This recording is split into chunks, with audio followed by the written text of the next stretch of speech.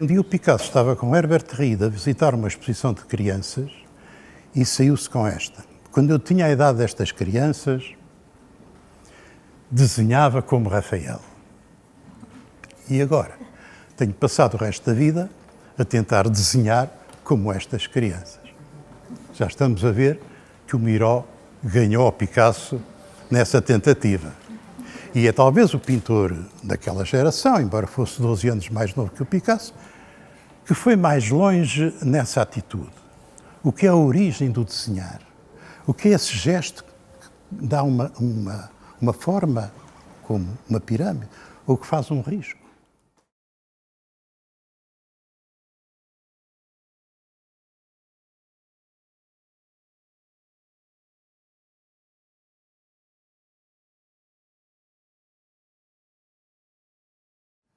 Este quadro, que é o que nós temos aqui antes de mais nada, são dois quadros, em rigor, um quadro e um exercício de desenho para um livro do Benjamin Perret, que falaremos a propósito também, porque é tudo mais ou menos da mesma época e corresponde a uma época do Miró em que ele resolveu dar a volta à sua linguagem, não é à sua personalidade, mas à sua linguagem.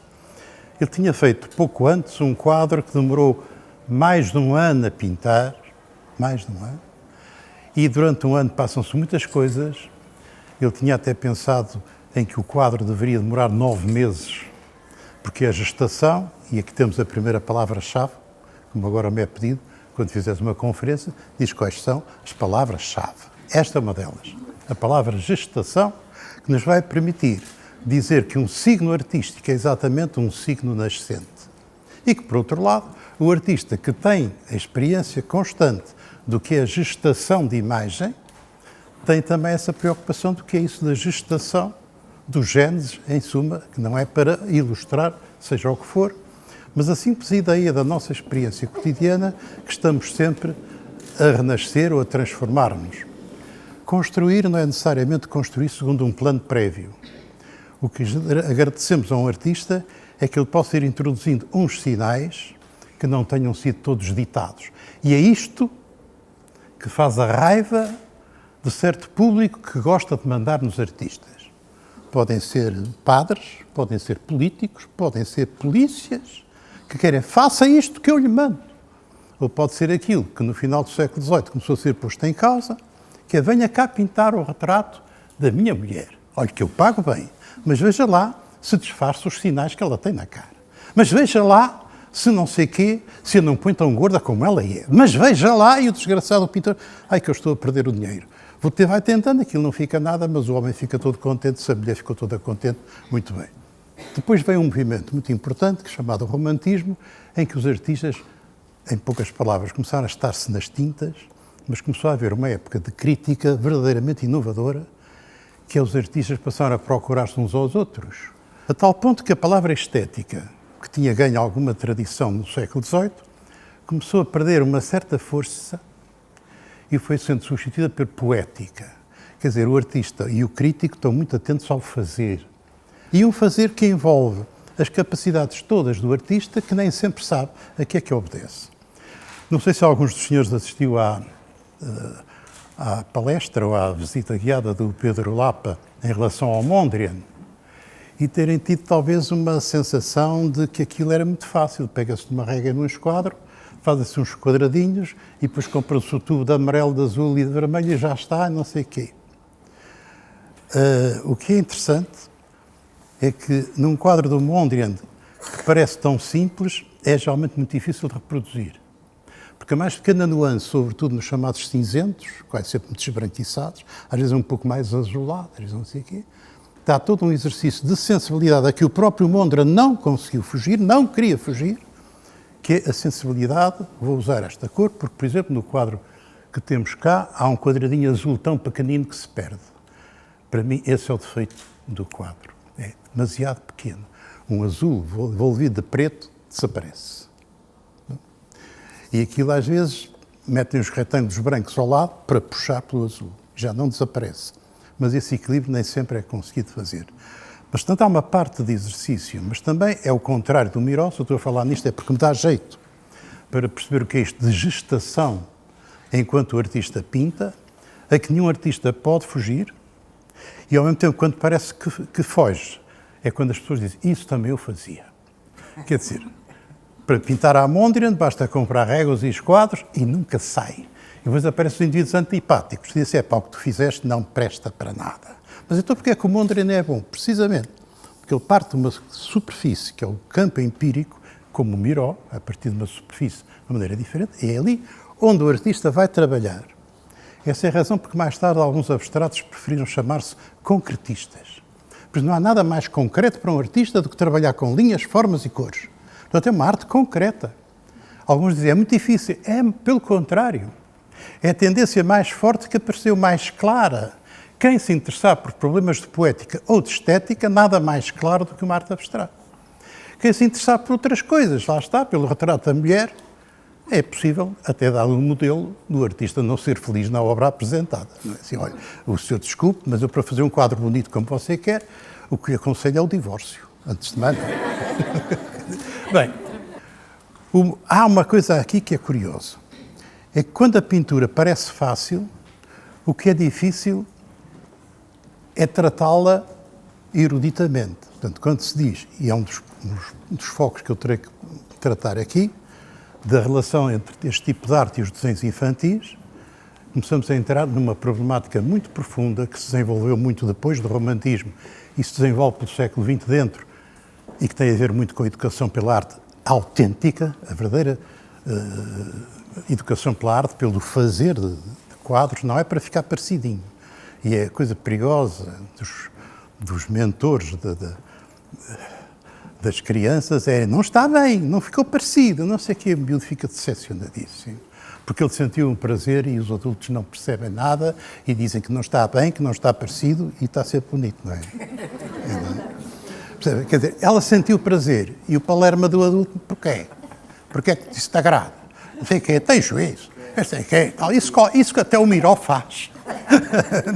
Isto é, isso até ele fazia, julga ele. Porque depois quando vão pegar no pincel, não fazem nada. Bem, portanto,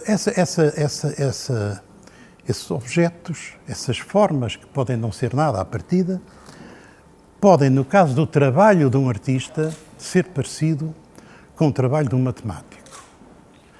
Quando põe um problema ao matemático, ele tenta exprimir aquilo por meio de sinais. Uns são incógnitas, outros são constantes. Bem, eu não sei qual é a idade dele, mas sei que ele tem o dobro da idade do outro. Então espera aí, 1 igual a 2, outro. Bem, está bem, vamos andando, vamos fazendo incógnitas. Ora, neste nascimento de relações entre o que sei e o que não sei, o pensamento matemático vai-se formulando em expressões que se vão juntando a outras, e se eu tenho duas incógnitas, se tiver dois tipos de informações diferentes sobre as mesmas incógnitas, acabo por resolver as equações, como certamente todos que estão aqui adivinham. Mas isto é importante, porque sabemos que isso é pensar.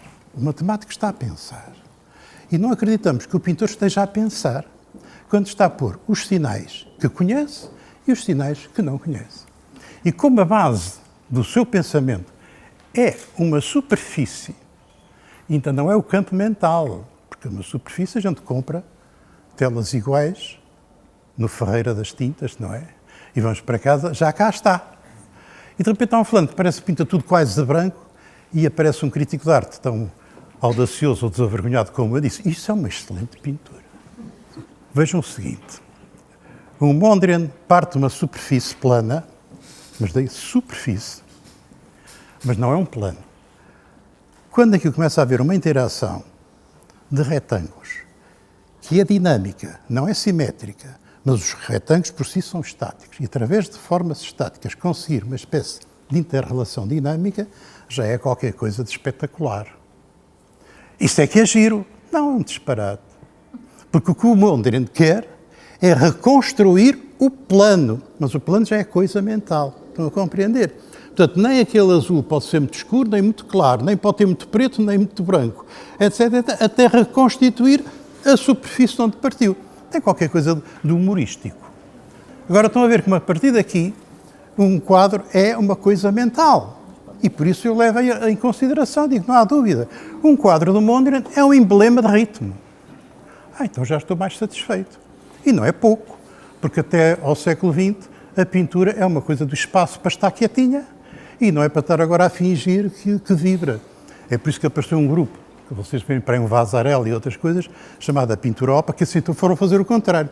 Mas fazer uma tal interação, que uma vez mostrei a uma criança um quadro OP numa revista e ela instintivamente pôs a mão, porque via aquilo a mexer, achou estranhíssimo, abriu uma revista e pôs a mão. E vou entrar num ponto que eu quero tratar, que é o ponto da interação dos sentidos. A nossa geometria euclidiana concentrou-se só na experiência do olhar. É que nós dizemos a pintura para ser olhada. Portanto, essa geometria, quando for necessária, é suficiente. Mas não é. Não é bem assim. O que acontece é que nós dizemos a uma criança: estás a ver esta garrafa? E a criança: estou. E pega logo na garrafa. E nós, muito bem comportar assim, não é com as mãos que se vê. Eu tenho tendência a ter a confirmação do tato. E, portanto, quando aparece alguma coisa que temos que encarar, uma pessoa não só olha, como quer agarrar. E pode ir mais longe. Mas, de facto, ao nível dos sinais gráficos que são feitos com a mão, nós vamos sempre querer essa coincidência da experiência do ver e a experiência do tactear. Compreendem? Portanto, não admira nada que a criança vá pôr a mão, porque ela quer confirmar aquilo que os olhos lhe sugerem. Estão a ver? Ora bem, esta é também uma das novidades em que o Miro vai ser um campeão, que é o de relacionar a experiência do ver com a experiência do tato. E é engraçado o seguinte, ele gostava muito da vida ao ar livre, no campo. A própria família comprou uma quinta, foi tal quadro que demorou mais de 9 meses a pintar, e o Miro não conseguia vender a sua pintura, vivia mal, e também sobre isso eu quero falar, porque chegou a passar fome. E então verificou uma coisa extraordinária, que não é extraordinária, os portugueses estão cada vez mais a sentir esta verdade, é que a fome torna-nos alucinados. Nós estamos a ficar um povo de alucinados. Ele começou a reparar que com a sua fome tinha alucinações. Naturalmente, como qualquer pessoa, tem paredes à frente ou tetos. E transforma-se numa espécie de ecrã das alucinações. Às vezes basta um rabisco qualquer ou uma mancha qualquer para começarem a surgir coisas. Isto é muito conhecido. É claro que se ele se levantar e for tocar na parede, vê que não estava lá nem um coelho, nem uma lagarta, não é? Nem um bicho, nem um aldrabão, nem um ladrão. Portanto, lá está. Vamos com outro sentido confirmar aquilo que um sentido primeiro nos deu, ou nos provocou. Ora, nessa altura, ele começa a lidar com o grupo surrealista, que estava mesmo no princípio, 1924, 25. O primeiro manifesto de surrealismo é de 1924, isto é dessa data, 24 e 25, em que não lhes interessava a obra-prima, a obra espetacular no aspecto, mas que pudesse, de alguma maneira, revelar o funcionamento real do pensamento. Se a alucinação pode dar-nos um pouco disso. Os sonhos é quando não há controle da razão e, portanto, uma pessoa sonha coisas aparentemente disparatadas. As coisas, quando não identificamos, de repente temos tendência a dizer o que é. Porque só ficamos sossegados quando sabemos o que é. Portanto, se eu vos disser isto pode ser isto ou aquilo, vá lá. Isto pode ser a mão. Todas as crianças, quando sabem que a mão tem 5 dedos, nunca mais esquecem. E há sempre 5 dedos, mesmo que não seja aí. Porque o pintor pinta num plano, já está a trabalhar, tem tendência a agarrar o objeto ao próprio plano. E então, tanto tem forma o dedo como o interior. Os artistas gostam muito deste jogo. Há plantas que fornecem isto automaticamente e as pessoas adoram fazer aquilo. Porque está-se a dar equivalência formal ao vazio e ao cheio. Ao vazio e ao cheio. Portanto, cria em si mesmo um encanto puramente visual e achata o objeto no plano do suporte. Portanto, aqui nós sabemos, é uma mão. A partir daqui, aceitarão que isto seja uma vela. mas pode de repente as coisas tornarem-se confusas. Porque se o indivíduo começa a agarrar indícios de um sonho ou de um momento alucinatório, pode começar a encher-se não de constantes, mas de incógnitas. E algumas, o melhor, se eu não sei, põe lá o sinal de incógnita, X. E também não sei a seguir, então põe Y. E nós dizemos, tu não sabes é nada. Bem, ele dizia que podia trazer algumas incógnitas e constantes do momento da alucinação, às quais queria ser fiel, e a maneira de ser fiel era agarrar-se à emoção que tinha. Portanto, a coerência da obra é a emoção de onde ele parte. Porque, como os senhores sabem, espero que saibam, toda a gente dorme e sonha. E quando se acorda, basta começar a atar os sapatos para os sonhos ir embora. Já não sabemos mais o que é que se passou.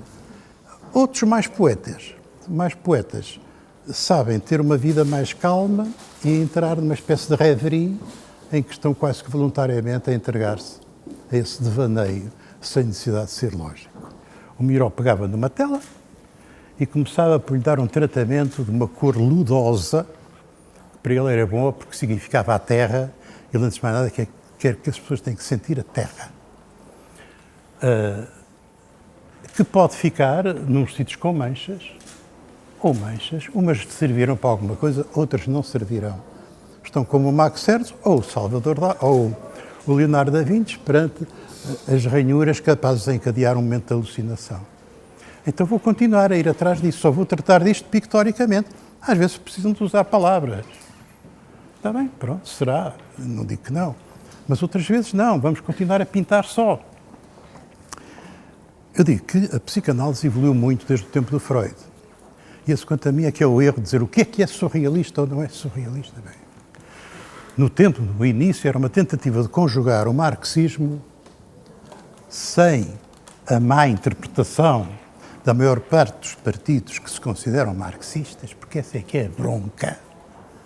Pois o marxismo explica muita coisa, mas há muita coisa ligada à natureza que é da natureza do ser humano. E como é que as coisas se ligam? Então foram buscar o Freud, que estava a descobrir novidades sobre o que é o ser humano. Está bem? Só que as coisas evoluíram. E uma das coisas que se desenvolveu muito e muito bem foi a psicanálise inglesa, em que de repente se começa a descobrir uma das coisas que é, em termos antropológicos, é fácil dizer, que é a mama da mãe é o primeiro objeto cultural. A mãe, o que ela julga que é o entorno da mama. Não é mais nada. Quer dizer, a criança quer é a mama. E o resto é uma chatice, porque ela até tem pernas e volta e meia vai-se embora. E o miúdo chora. Não. Essa marca fica para sempre. E como é uma coisa que fica para sempre, porque é o primeiro objeto total para um bebê, vai criando uma espécie de mãe de símbolos. Percebe? Mãe de símbolos. E, portanto, o seio feminino é uma coisa importante e que marca aquilo que dá prazer, que corresponde a necessidades, etc, etc. Isto aparece, portanto, muito na obra do Miró. É, evidentemente, uma referência a um seio de mulher. Eu prefiro dizer mama, que é mais científico, mas as pessoas talvez acham que um poeta não deve dizer mama. É um seio, está bem? Seio tem um canguru tem um seio. É uma mama.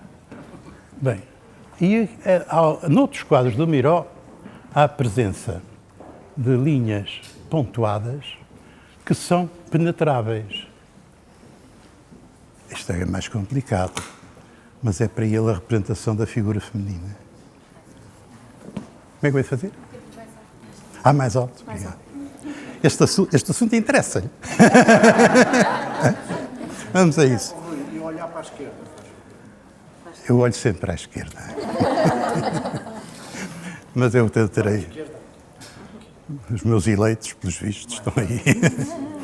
Mas há outros quadros desta época em que aparece de uma maneira mais nítida, a linha mais circular, mais arredondada, etc., e que, no fundo, acaba por ser um hieroglifo da figura feminina. Percebe? e que lá está o erótico a funcionar e que é atravessável. Portanto, esta manápola está-se mesmo a ver o que é que ele quer. Estão a ver? Quer agarrar o corpo da mulher. Bom, no surrealismo, estas interpretações devem ser feitas, geralmente só têm sucesso quando se comparam com outras obras, sobretudo do mesmo artista e, se possível, da mesma época. Porque lá está, quais são os símbolos que se repetem e que para nós são constantes, as tais constantes, que nos permitam depois ver o que é que são as incógnitas.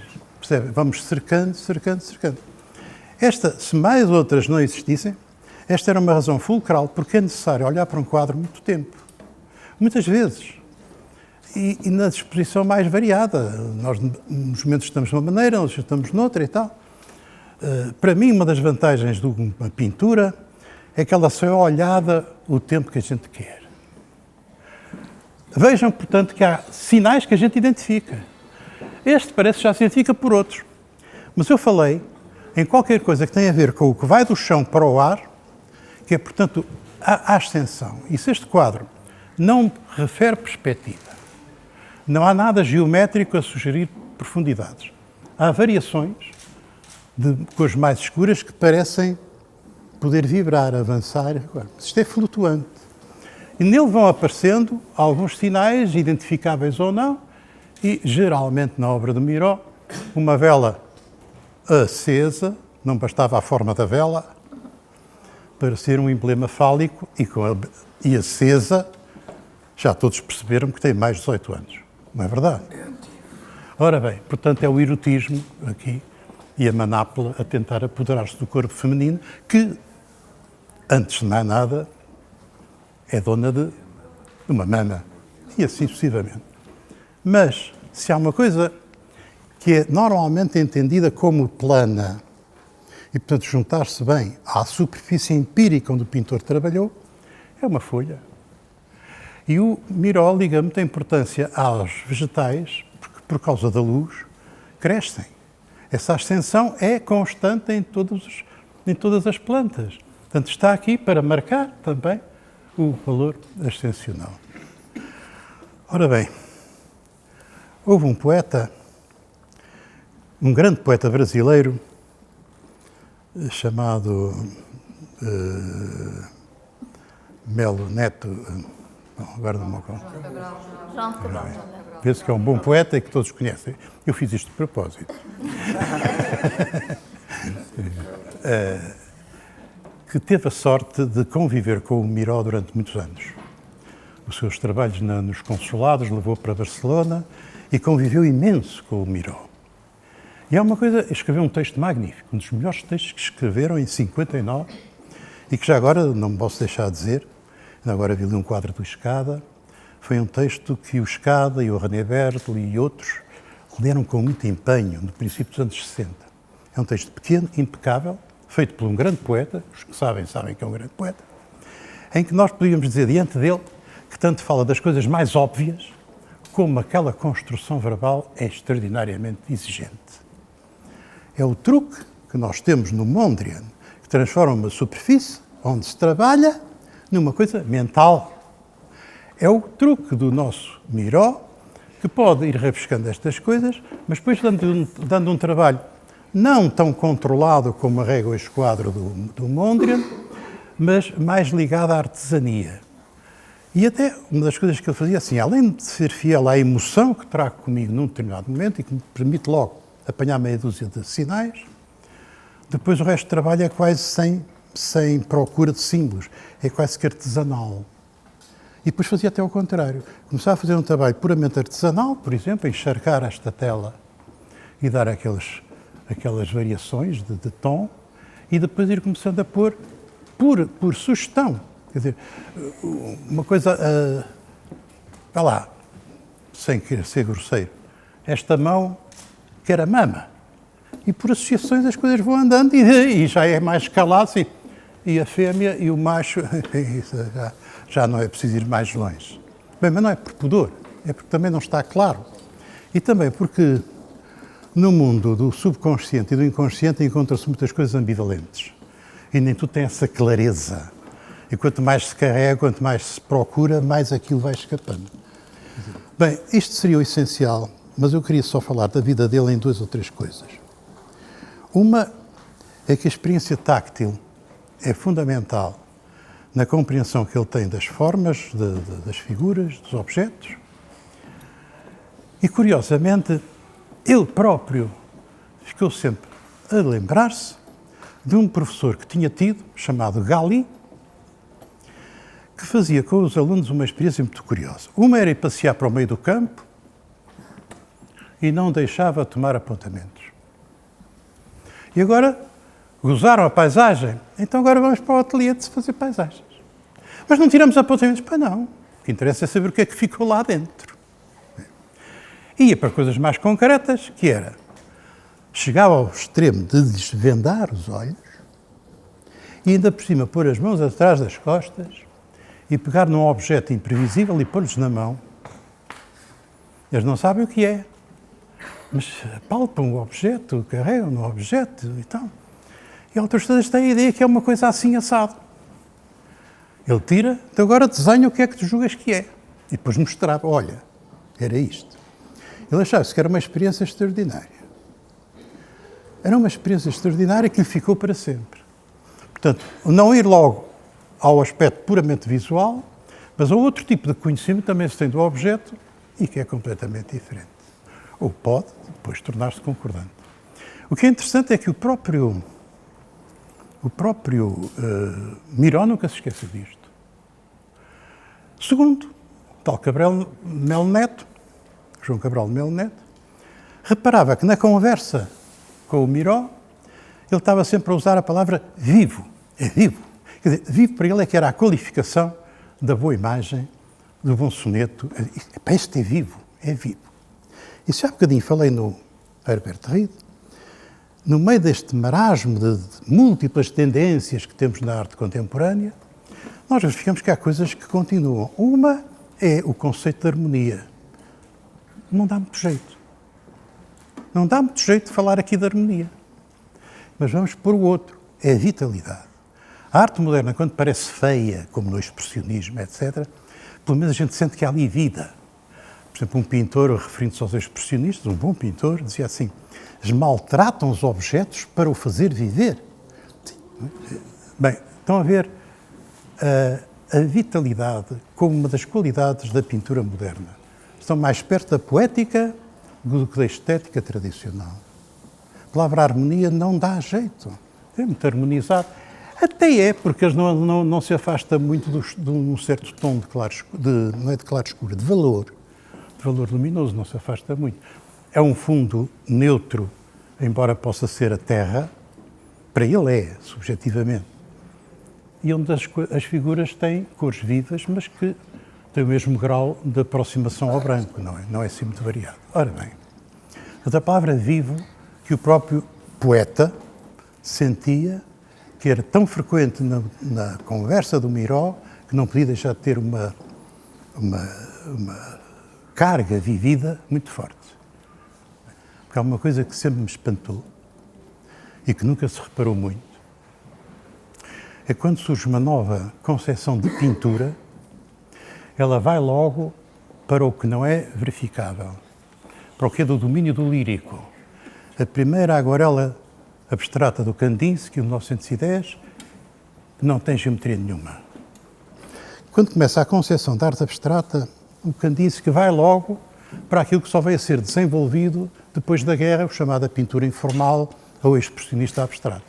Como teve necessidade de falar das cores que têm nome e das formas que têm nome, triângulos, círculos, etc., para dar aulas, que é o que eu estou aqui a fazer, com o paleio verbal, então fatalmente começa a cair naquilo que já era conhecido, que eram as formas da geometria euclidiana.